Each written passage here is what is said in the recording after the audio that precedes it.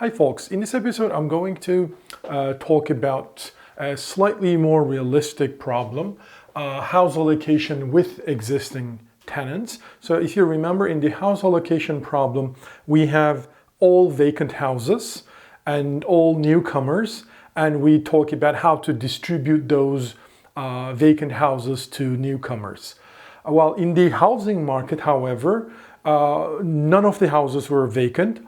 All of them were occupied by the house owners, and the agents were the house owners themselves. And so we were basically talking about how to sort of reshuffle or shuffle houses among those house owners so that they get better off or sort of reach to a optimal allocation and individual irrational allocation. All right, that was the purpose. Now, however, we have some houses which are occupied and some houses which are vacant, and we have house owners and at the same time newcomers. So they get together, and then new house owners obviously want to have a house, and the existing tenants would like to probably improve their houses.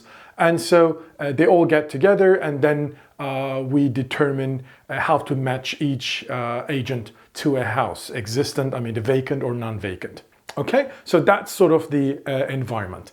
And the thing is, mathematically, the system we will be analyzing here is actually applicable to probably much more important scenarios like kidney exchange problem. Well, by the way, don't forget, many universities are actually using this framework. At least, as far as I know, Harvard University, if you already have a housing which is supplied by the Harvard University, if you're a tenant in one of those houses, every year you have the opportunity to get into the lottery again. Lottery, I mean the matching again, and then by doing this, you can improve. You can get a better house or not, depending on the system, obviously. And so I'm going to talk about a random serial dictatorship, which is kind of what the Harvard University system, not exactly, but kind of what it does. All right, so I'll talk about that example and that algorithm in a moment. So let's first talk about the environment or the problem. Well, a house allocation with existing tenants is a 5 tuple.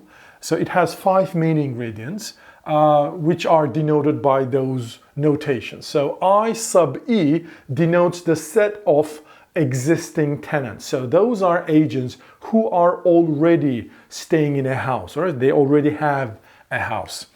I of N is the set of agents who are newcomer. So they don't have a house, they would like to get one. H sub O is called the set of occupied houses. All right, so there are some tenants already in those houses. H of V is the set of vacant houses. And we, without loss of generality, assume that the empty set is in HV. Let's call it this way. That's just a matter of notation. It basically denotes that the house, no match. All right, so if individual is matched to this alternative or this house, quote unquote, that means the agent is not matched to any house. All right. What else? Well, obviously the preference profile for each individual, for each agent, whether he is the existing tenant or newcomer, doesn't matter. Preferences over what? Preferences over all houses, occupied and vacant houses. All right? Well, a matching is a function which basically maps each agent to a house. All right? Occupied or not, but a house. Well, the thing is, this can't be a random function. First of all, it has to assign every agent to one and only one house, all right? And only the, remember the empty set or sort of the null house. Well, we usually call it null house, meaning no assignment. Well, that can be assigned to more than one agent. All right, maybe several agents prefer not to be assigned, and so therefore a matching can actually, the function mu can map several individuals to this alternative. But other than that, every individual, every agent will be mapped into a house, whether it's occupied or not. Well, obviously here is several important criteria. If one of the houses are already occupied, right, and if you map another one individual is assigned to that one, but the tenant, already existing tenant, doesn't want to leave this house. So what's going to happen? So you have to be careful about it when we talk about the properties of the matching. All right, so this functional form is going to eliminate that, obviously, because every individual is matched to one house. So that means if existing tenant doesn't want to leave the house, that is corresponding to the outcome where existing tenant actually keeps his or her house. However, if the existing tenant wants to move out of his or her house, well, then somebody else will be matched to that. All right, so mathematically matching is just a function, maps every agent to one and only one house. But obviously, your algorithm, your matching algorithm, has to take all those into considerations, that some houses are occupied, some houses are not occupied. And so when you match the agents into houses, you have to take all that into consideration. Remember? All right, let's talk about commonly used and actually pretty intuitive a matching algorithm. It's called random serial dictatorship with squatting rights.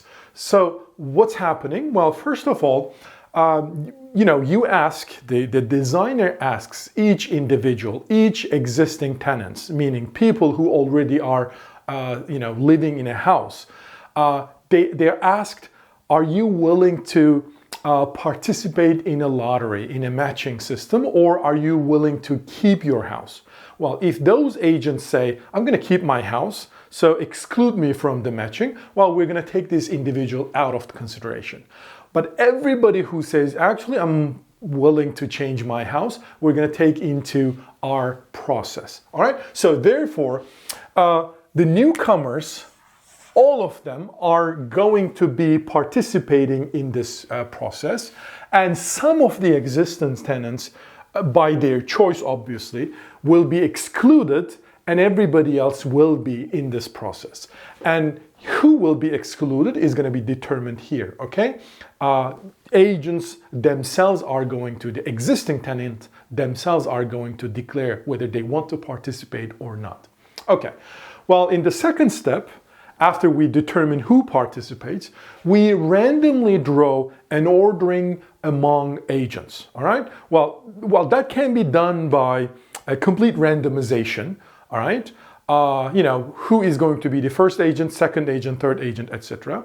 Or we can give some weights to some agents.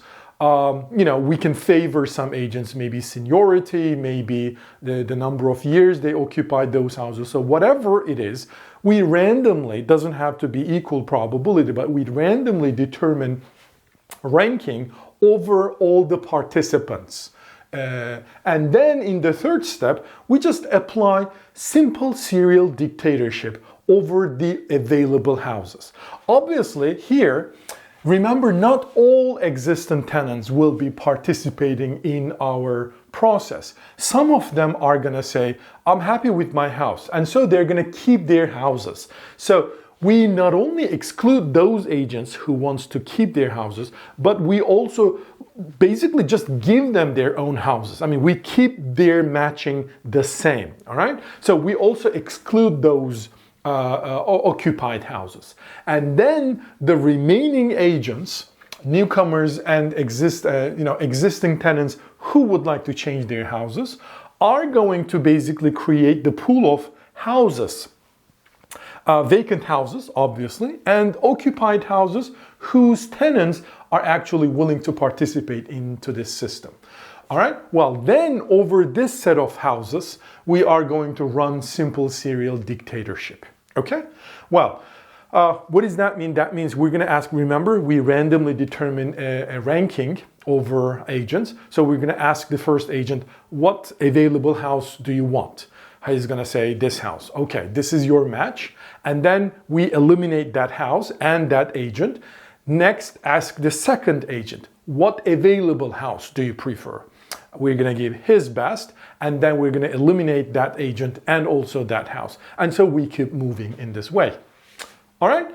Well, the thing is, although this is very intuitive, very nice process, it is not individually rational, meaning some of the existing tenants can actually participate into this process and lose their houses, which is fine, but they get another house which is much inferior than their existing house. All right? So participating into this system does not necessarily imply that you're going to get a better house. Actually, there is a high probability that you are going, if the number of people is large, with a high probability or with some positive probability, you're actually going to get a worse house. All right? So it's not individually rational. Okay?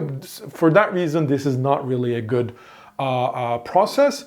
And also, it's not optimal, meaning sometimes it may lead to inefficiencies. It may lead to inefficient distribution or matching. Remember, a matching is optimal if there is no other matching that predominates. So if this is not optimal, that means there's another mechanism which is going to create another matching, which will predominate this one, meaning everybody can get better off without hurting anybody else. All right? So in that sense, and for those reasons, random serial dictatorship is a problematic algorithm. Well, remember we learned TTC, top trading cycle. We can apply that with slight modifications. Yes, that's true. And in fact, this is what the second mechanism does. It is their outcome equivalent, and they share a lot of commonalities. Well, this process has it's very intuitive, but it has a very long name. You ask my house, I get your turn algorithm. All right, YRMH/IG-IGYT. Okay. The idea and the intuition is actually, as it's suggested in the title, we basically again rank individuals according to a random ranking, and then keep asking individuals, what is your best alternative? What is your best house? Very much like the serial dictatorship. But the thing is, if we somewhere hit, one agent says, I want to get a house, and this house is actually occupied, well, then we're going to ask the existing tenants, are you willing to leave this house? Well, if the house owner says, no, I'm not really, well, then what we're going to do, we are going to put this agent on the top of the list and then sort of repeat the process. I know, I wasn't 100% clear and or correct. So let me just read the process. It's going to be clearer.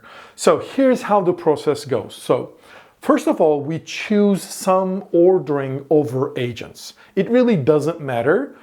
For the outcome, obviously, it does matter, but which ordering over agents doesn't matter, okay? Well, over what agents, by the way? Over all the agents who wants to participate to the system, to the algorithm, okay? Well, given the ordering over agents, we assign the first agent his top choice, all right? So we ask the first agent, what house do you want?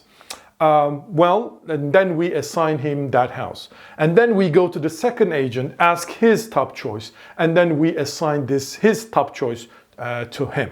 And basically we continue, obviously his top choice among the remaining houses. So we continue this fashion until somebody demands a house which is occupied. Okay? So that's very critical. The first agent is going to get his first top or the best house if it is vacant, all right?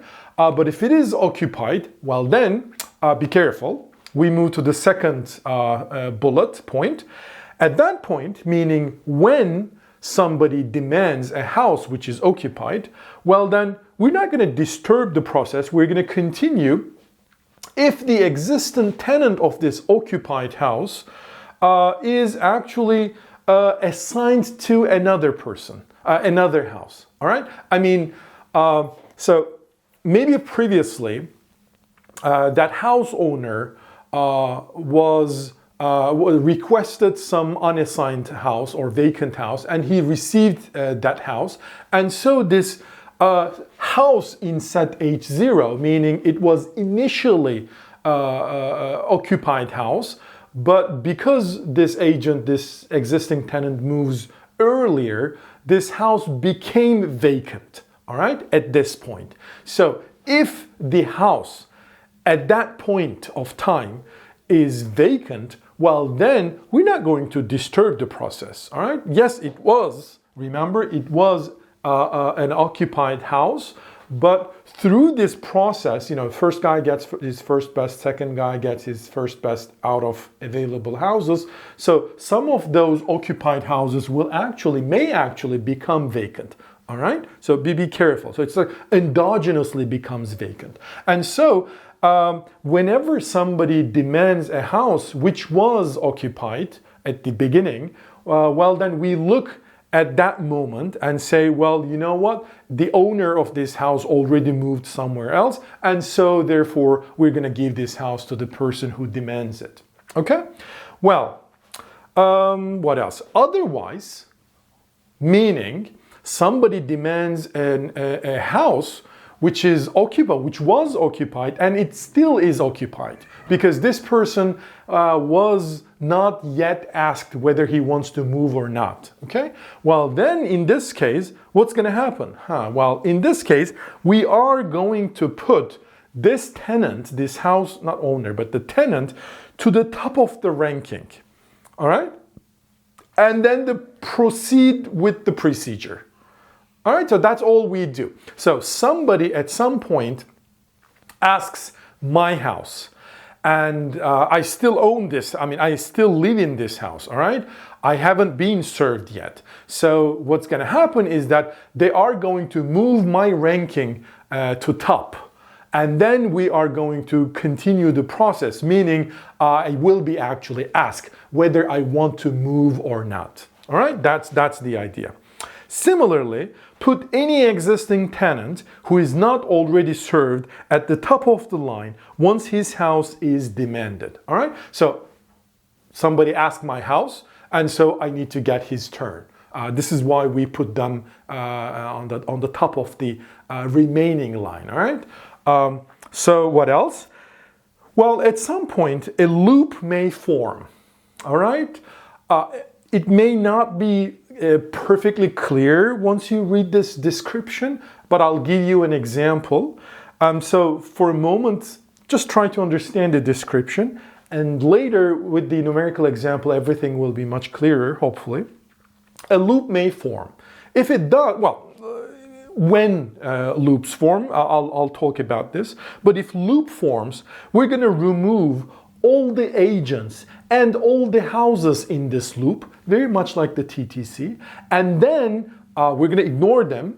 We will actually match them, and then we will continue with the remaining individuals and the remaining houses.